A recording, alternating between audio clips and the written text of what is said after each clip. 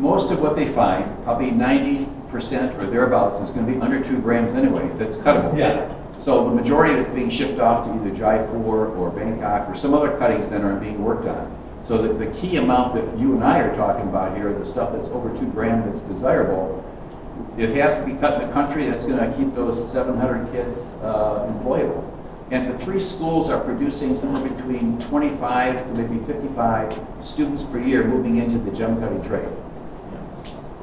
So our school that we support is a 5-month program with roughly 8 students, so that's only 16 or so a year. But one of the other schools has, I think, 18 students at a time.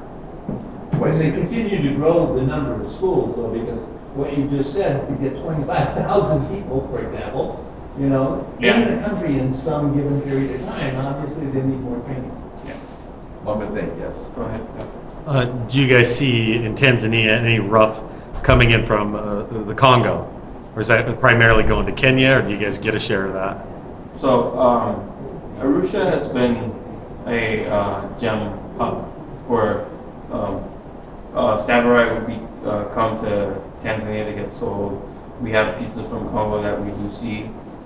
Stuff from Mozambique when the ability to get stuff from Mozambique to Tanzania was able, we would see stuff from Mozambique. So Arusha for a long time was a gem. So prior to Arusha becoming the hub for all gems, not just tanzanite, before that it was Nairobi. Because Nairobi, if you were operating in the 90s or early 2000s, you would have gone to Nairobi as being the place to buy gem rough. And that's what I always knew as well. But I think at some point in time, with maybe changes in government regulation, some of the dealers, or many of the dealers, actually moved into Arusha because it was gem dealer friendly. And even Dar es Salaam has dealers there, but I think many of them have an office in Dar es Salaam on the coast and one in Arusha in the north. David? Is there any effort to start channeling the market through the internet? Which it seems like in the world that's what's happening, is most people are buying factory direct. They're channeled the internet so that they're selling directly from the source to an end user, and that brings magnitudes of increased profit into the country. Is anybody working on that? Not to my knowledge. I don't think anybody has that thought because I think people are just used to having people coming from outside of the country coming to buy cut gemstones, coming to buy rough. So I don't think anyone has had that idea to set up a platform on the internet where they're selling directly. So probably 95% of the guys in Arusha specifically probably are selling to other local, if they have rough, not just contract shop that do work for the people, but if they're actually occasionally buying a piece of rough, cutting it, and then selling to somebody else. They're not looking at making 4 times their cost. They're looking at making 20% on what they did. So they get paid for their cutting, and they get paid because now they're selling a finished product. And as a miner, I can speak to this. I spend a lot of money for a long time until I get something back. And when I get that back, I don't want to sit on the rough until someone decides to buy it in a different country. I just want to get it sold, and so I can take my kids back to school. I can get that new car because my old car was broken. I need to have a circulation of money. So if I get product now, I'm not going to sit on it. I'm going to try my best to sell it quickly so I can continue with my work. So with his father's operation, he's a well-connected guy throughout Arusha and even outside of that area. So if he knows he's getting close to production, he's already contacting those 8 or 10 key people that might be interested in buying his production. So he's lining them up to find out where he's going to get the most money.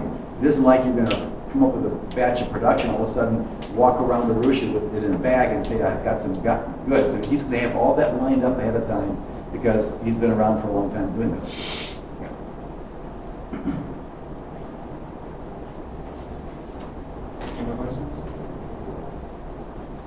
Further. Go ahead. When you talk about only faceted material can come out, is that the faceting, does it have to be polished? Is there a restriction on that? Yeah, so it has to be a finished it has to gemstone. be a finished stone for it to come out. Yeah. Now, their level of polish is not what we're all expecting. You know, I finished with 100,000 diamond, they finished with 14, or their version of 14. So it's close enough, but recutting them is a whole other process that you end up wasting weight, maybe unnecessarily, but we do it because we want to have a beautiful stuff. So just like Dan said, if you want to learn more about what's happening there, it's good that you come at 5:45. So I feel like they're going to talk about a lot of that. Definitely going to sit and listen to that. Yes. Well, that's it. Anything else? All right. Well, thank you guys. We appreciate it.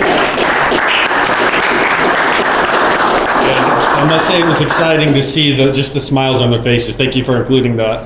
I know when I started faceting, just to see the end result of my hard work, it was mesmerizing and fun. And so to see that there, that's exciting. Well, Thank you. One of the biggest things that really hit us is knowing that they didn't have magnification for 20 years. No Wow. magnification. Yeah. And the first time they see something, it's like, oh my God, the light bulb went, you know?